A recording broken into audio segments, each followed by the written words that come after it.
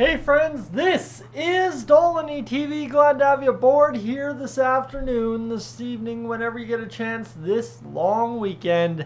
Well, to simply check out what might be an even scarier looking Edmonton Oilers offense this upcoming season because of what's happened this offseason. It seems nuts that year after year the Oilers offense technically should get scarier and scarier. I know kind of the year previous when we got bounced by Vegas, there was probably the premium scary it will be at any height of time to win a Stanley Cup. But at this current moment, with the added depth in the top six, thanks to Arvidsson and of course Jeff Skinner, you add in a very well mixed top nine and a guy anchoring that top nine in Adam Henrique on the third line center role instead of potentially a guy like Ryan McLeod who's been here the past few years. There's a lot to like, but I want to focus today on the top five guys in scoring last season in the 23-24 year, in which of course our power play guys. So let's talk about it and the potential for a lot more points. You look at this here, friends.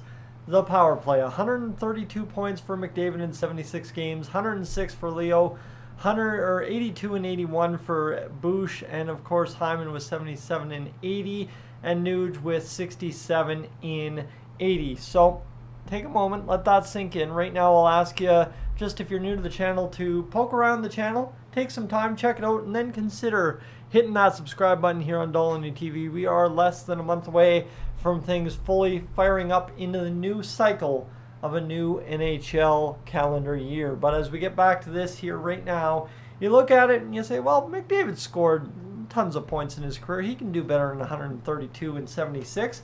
Mind you, he missed 6 games, so he could have easily had 150 if he averaged 3 points per game in those missing 6, right? There you go. Leon Draisaitl, a guy that can definitely score 50. And then you've got Bouchard, who's going to touch 20, I think, this year. You've got Zach Hyman scoring 54. I would assume he probably adds a couple more assists this year and balances out that split.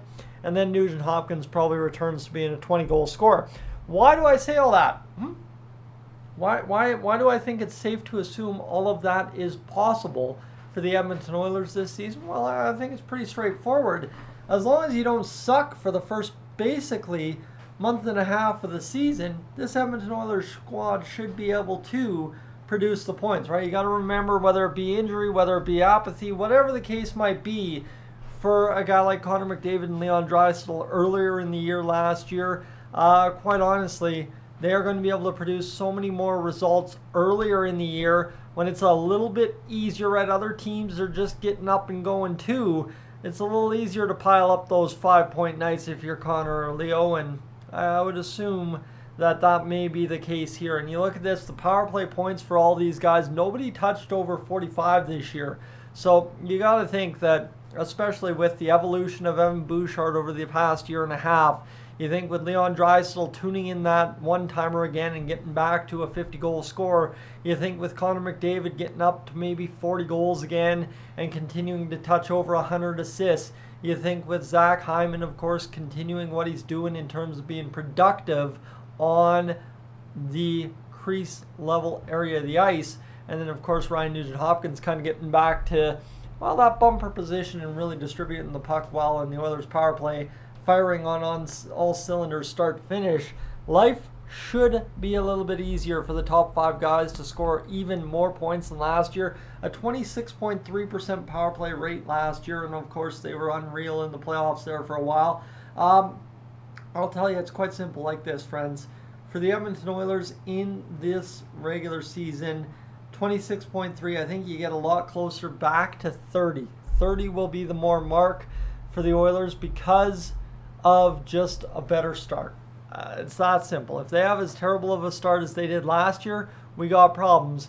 But I think it's pretty simple to see and pretty clear to see that the Oilers are going to have a better start. That'll mean an improved power play, a secondary option on the power play in terms of Skinner, Arvidsson, Henrique, all those guys is going to add a lot of fuel, right? You can even throw it Holloway out there and have Darnell Nurse on the second unit instead of having Matthias Ekholm out there.